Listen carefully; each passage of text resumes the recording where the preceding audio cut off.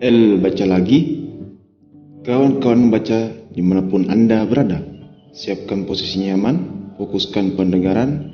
Mari baca teks dan suara. 51 Perempuan Pencerah Dunia, karangan Teti Yukesti. Subbagian Raden Ajeng Kartini. Sebagai buah dari pemikiran feminis perempuan berpendidikan ini, melalui surat-suratnya, ia menulis tentang kondisi sosial yang ada saat itu, khususnya kondisi perempuan di Indonesia. Kebanyakan surat-suratnya memprotes kecenderungan budaya Jawa yang menghambat kemajuan perempuan.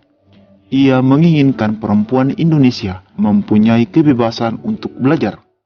Pemikiran Kartini berdasar pada ketuhanan, kebijakan, dan keindahan bersama sikap kemanusiaan dan semangat nasionalisme. Perempuan yang berasal dari keluarga bangsawan Jawa ini hidup pada masa pendudukan kolonial Belanda di Indonesia. Ayahnya adalah bupati di Jepara. Ibunya bernama Ngasira, adalah anak dari seorang guru agama di Teluk Wakur.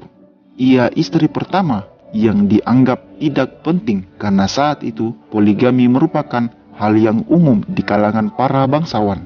Peraturan kolonial menerapkan aturan bahwa seorang kepala daerah harus menikah dengan keturunan bangsawan.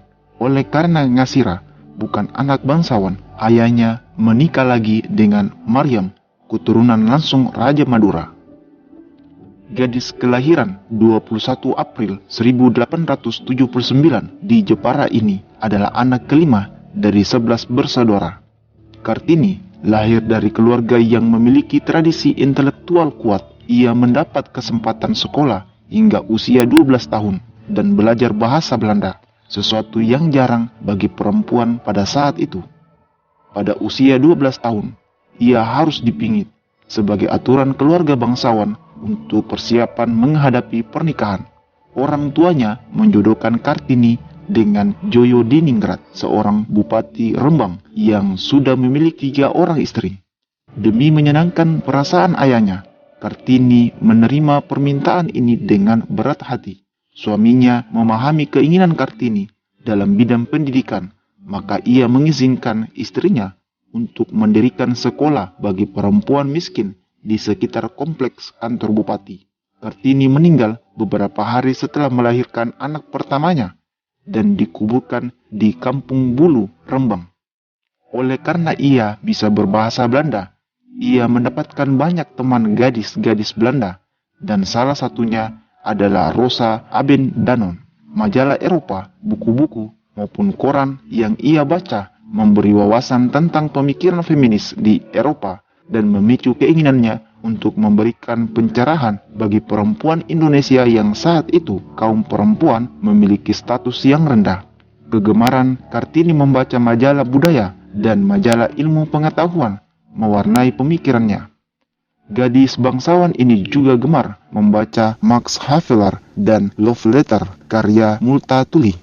Ia juga membaca Die Stiller Kracht karya Louis Couperus, karya-karya Frederik van Eden, Augusta van Witt, dan romantik feminis dari Gyokop de Jong van Eyck, serta membaca novel-novel anti-perang dari Bertha von Suttner yang semuanya dalam bahasa Belanda. Tahun 1964, Presiden Republik Indonesia pertama, Soekarno, mendeklarasikan tanggal 21 April sebagai Hari Kartini dan libur nasional. Kartini diakui bukan hanya memiliki kebebasan untuk belajar sebagai seorang feminis, tapi ia juga ingin mengangkat harkat perempuan Indonesia. Perempuan keturunan bangsawan ini juga seorang figur nasionalis yang berperan dalam perjuangan kemerdekaan. Menteri Kebudayaan, Agama, dan Industri, yaitu Mr. Abendanon, mengumpulkan surat-surat Kartini yang ia kirimkan ke teman-temannya di Eropa dan membuat buku dengan judul Habis Gelap Terbitlah Terang yang dipublikasikan tahun 1911, tepatnya 7 tahun setelah ia meninggal. Buku ini diterjemahkan ke dalam bahasa Inggris oleh L. Simmers dan dipublikasikan dengan judul Letters of Javanese Prince. Sebagai buah dari pemikiran feminis, perempuan berpendidikan ini melalui surat-suratnya menulis tentang kondisi sosial yang ada saat itu, khususnya kondisi perempuan di Indonesia. Kebanyakan surat-suratnya memprotes kecenderungan budaya Jawa yang menghambat kemajuan perempuan. Ia juga menginginkan perempuan Indonesia mempunyai kebebasan untuk belajar. Cita-cita Kartini. Raden Ajeng Kartini sangat mencintai ayahnya walaupun ia tahu bahwa kedekatan dengan ayahnya akan menjadi penghalang untuk merealisasikan ambisinya. Ia sangat mendukung pendidikan anaknya. Oleh karena itu, ia mengizinkan anaknya, Raden Ajeng Kartini, sekolah sampai usia 12 tahun. Ayahnya juga mengizinkan Kartini belajar ke Batavia, yang sekarang Jakarta.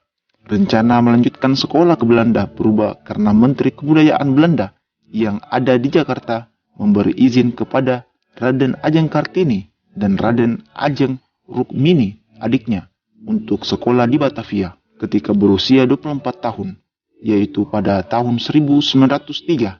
Cita-citanya menjadi guru kandas tidak pernah kesampaian karena ia harus menikah.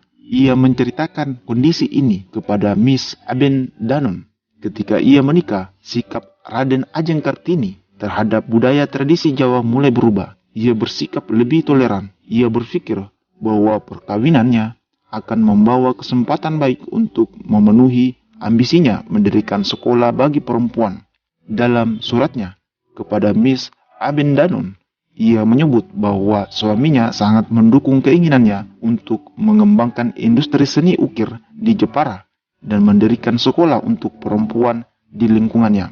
Ia pun merencanakan akan membuat buku. Namun segala keinginannya tersebut tidak pernah terjadi oleh karena Kartini meninggal saat melahirkan. Ia meninggal 17 September 1904 saat beliau masih berusia 25 tahun. Berkat kegigihan Kartini, kemudian didirikan sekolah perempuan oleh Yayasan Kartini di Semarang pada tahun 1912 dan kemudian di Surabaya, Yogyakarta, Malang, Madiun, Cirebon, dan daerah lainnya. Nama sekolah tersebut adalah Sekolah Kartini. Yayasan Kartini ini didirikan oleh keluarga Van Deventer, seorang tokoh politik etis.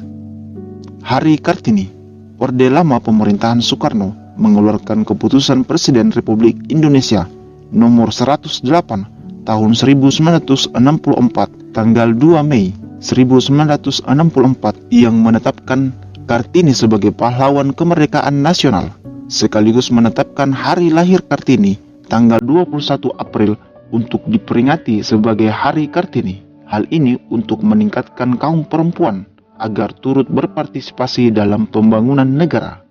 Sekian dan terima kasih. Semoga bermanfaat.